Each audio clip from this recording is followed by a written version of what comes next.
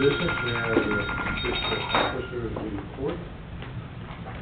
Sir, I have nothing on the fiscal officer's report. If you want to, I can go ahead and talk about the building program. As I presented the different options at the last meeting, I just wanted to express some potential issues that could occur. Right now, we're looking at a very positive rate environment for borrowing money.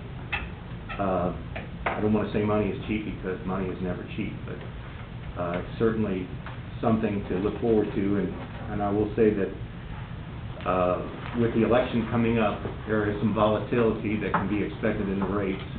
And so I just wanted you guys to be aware of that and to think about that into your calculations as to how we might possibly be looking at financing that. I know that we need to tighten up some numbers, and if you have any questions, I'd be happy to entertain them now.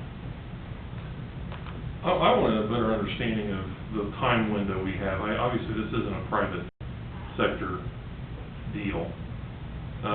We've got broad strokes here, and I really feel like we need to get to the competitive bidding process to have a better feel. Because commercial construction, I work in it every day, so that flow, if there's a cap on that of 6 months, I believe is what Russ and I discussed, we need to get a better handle on what the true costs are and what we're prepared to spend to be able to do that.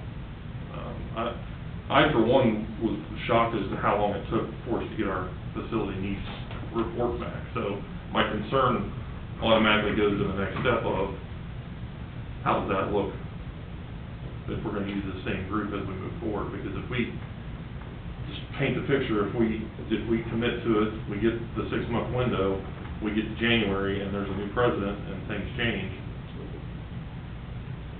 I just said it out loud on the record. We know there's going to be a change in direction if there's a change in that office. So if that's going to affect our money, then we need to make those decisions and try to get that needle moving quicker. Well, and that was the entire idea behind this, starting this discussion. I'm glad you put it that way, because that's exactly the issues that I see before us. And certainly, knowing what that number is closer is probably better than not. That's my perspective, gentlemen. So you're suggesting that we go ahead and get something out for an RFP for a bid? Yeah, because if we have to commit to that money, and I don't want to lose that window. We have 6 months from when we borrow the money to when we have to start construction. Boy, and everybody is covered up. Yeah, You can't get anybody. That's my They're waiting for a corner of the money for 30 days. It's coming today at noon to look at it. And this, that time to the pole and make it do the work while you're there. You like them. You're not allowed to get out. I mean, I work on it all the time, and we're seeing shortages in areas that affect us. I sell countertops as one of the uses is for the product I sell. We have a cabinet shortage, so you can't have a countertop and nothing to put it on. So there's just some strange things happening that we got to be prepared for that could cause delays and affect us. And I guess we probably should have a motion to direct Matt to proceed with the consultant on an effort to get bids for the project.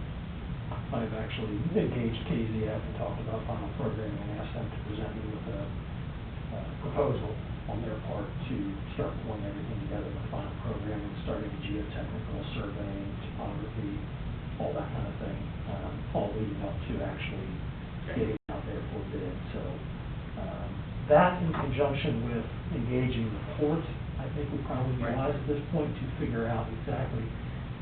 Starting construction is kind of a vague term. I don't know if, I'm not positive of what triggers what's considered the start of construction. So I do need to engage with the lenders, and actually the Port Authority, who have much greater expertise in public lending than I do, we do. So that two-pronged approach is how I was ready to move forward today. Okay. All right. Was there a motion to direct Matt to move forward on that approach? So moved. Second. Mr. Mearsclaw? Yay. Mr. Gabbard? Yay. Mr. Wade? Yay. Great, thank you. Russ, anything else? Just finally, when we pass this last piece of legislation to levy, I'm going to go down to the Board of Elections and submit it to them, and I'll let you know as soon as I get there, and if there are any issues that I don't suspect there will be. We tried to follow the rules twice. So Take Brian with you. He goes right down on the Exactly. I'll call him first. I think he can. That one just the opposite reaction. I need to further the way. Come on. Have a little fun with it. That's it, sir. Thanks, Russ. Okay, public comment today, doesn't look like there's much out there. Okay, new business administration resolution 5238, a resolution to proceed to levy a tax in excess of the 10 mil legislation, 3.75. Anything, comments on that? Anybody, we know we're ready to? We want to dispense with the second reading and declare it as emergency, so we can meet those final deadlines. Okay. So motion to approve 5238? So moved. Second. Mr. Gabbard? Yay. Mr. Mearsclaw? Yay. Mr. Wade? Yay. Okay. Anything else under administration new business? Not this time. Okay. Planning and zoning, resident request to initiate a text amendment to a zoning resolution, minimum setbacks required for agricultural structures on residential zone property for less than 5 acres in size. Jeffrey? You knew you wanted to talk about this first thing on Monday morning, right? I did. Ultimately, since 1973, we've regulated agriculture and 5 acres the same way. That the structure for the animals has to be 85 foot from their property lines. They can graze their property line. So ultimately, that puts you at 2 acre lot size, 3 acre, 4 and the like, to actually have enough space geometrically to have that activity. We do find from time to time individuals call and say, hey, I want a 4-H animal. I want chickens, can I meet these setbacks? And typically you cannot if you have a minimum lot that was built in a regular subdivision. They may have covenants against those issues, but the regular lots of record, such as the individual who presented information today, they're a half acre more or less with a minimum lot frontage of 100 foot. Their idea is, hey, let's do the setback from adjoining property owners' residences instead of from your own property line. It's a little counter to what zoning typically does, because we say, we look at your property line inward and have setbacks.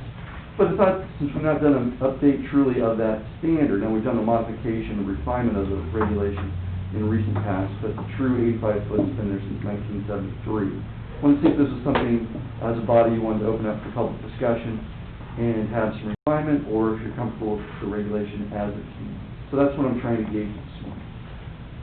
I'm certainly in favor of opening it up and taking a look at it. Recently, I talked to Jeff about one down on Pekin Road, and they wanted to build a little building for 4-H animals, and they needed to be 85 feet, obviously, from each property line, and it was big enough to do that, but the building could only be 10 foot wide. Now, I think they went ahead and did that, made a 10 foot wide building, really long. Yeah. Building, that's exactly right. A lot like a container. Yeah. Let's don't go there. With a roof on it. Yeah. And that, you know, that, I think we need to look at that, because that is a little much, and they were building it not close to the neighbor's house. It wasn't, you know, it's a long bowling alley lot, and they were a large distance from the house. But anyway, so I think it's a good idea to look at it. Maybe we need to do something. I'd like to be anxious to see what you think. Is this something that you want me to have the zoning commission work on as a draft, bring it to you to initiate, or is this something that you guys want to look at and then initiate? What process would you like to do? And I'm happy to do stuff, bring it back to you and go that route, but you said, hey, let's give them some heavy lifting and go that route. Warren County does agriculture completely different than other jurisdictions in Warren County. And so the Rural Zoning Code talks about increment of animals. You can have so many animal units per acreage, and it gets into a well-defined strata. other jurisdictions say it's the 85-foot or distance, is a way to go. I can look at that, bring information, just to know which way you'd like to Let's proceed. do that before we make a decision on whether to send it back to them. So let's take a look at that. Okay. That'd be great. I'll bring you some research material in a second. Just so I'm clear, this, Mrs. Palmer, There's no relationship. no, I wasn't fearful of that. The letter would've been a lot longer.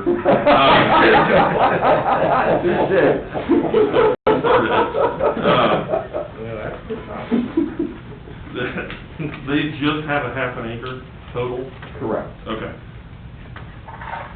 I get the less than 5, that's...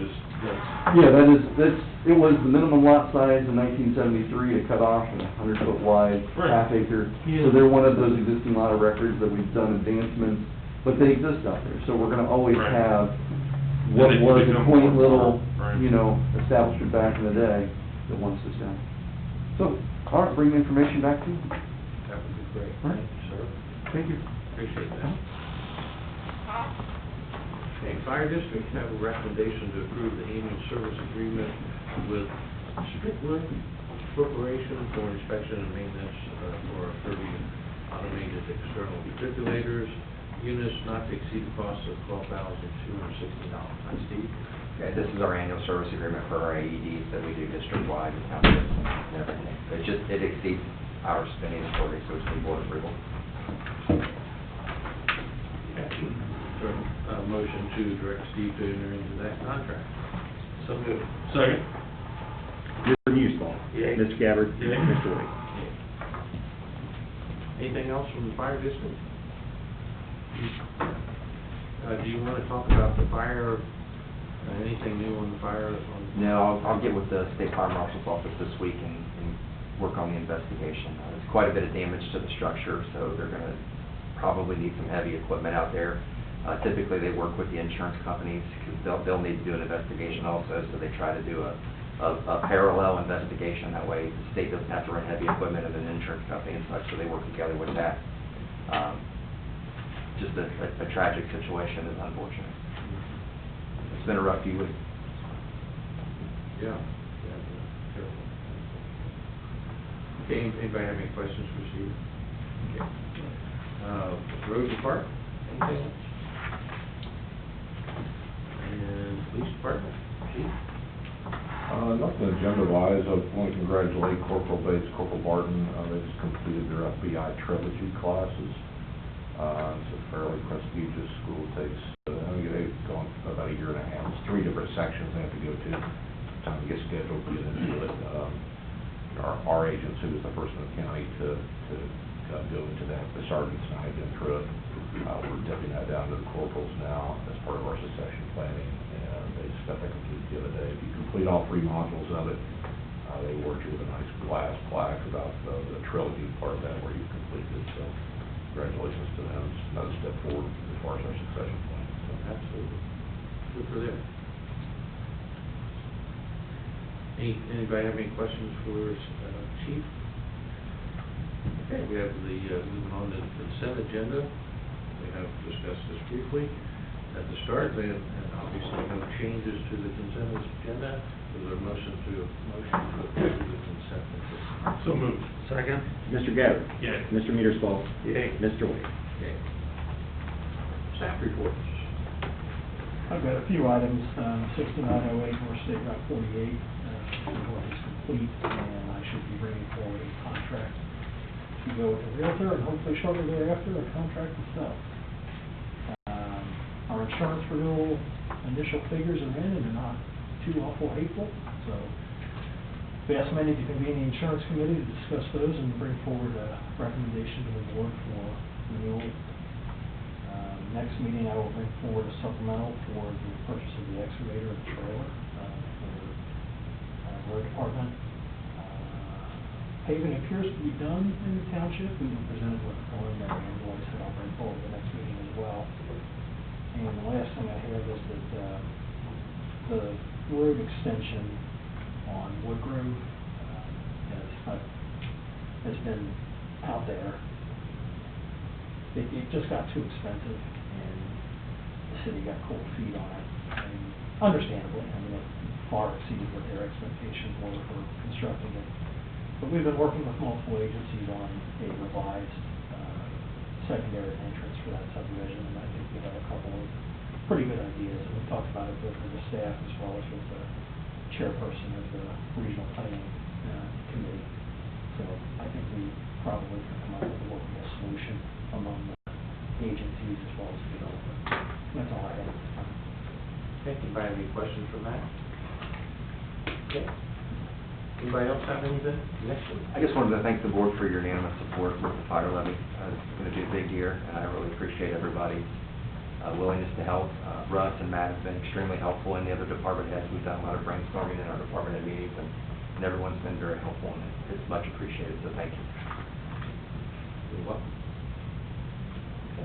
All right, we do have an executive session scheduled, so at this time, I'd like to entertain a motion to recess from the regular meeting and go into executive session. So moved. Second.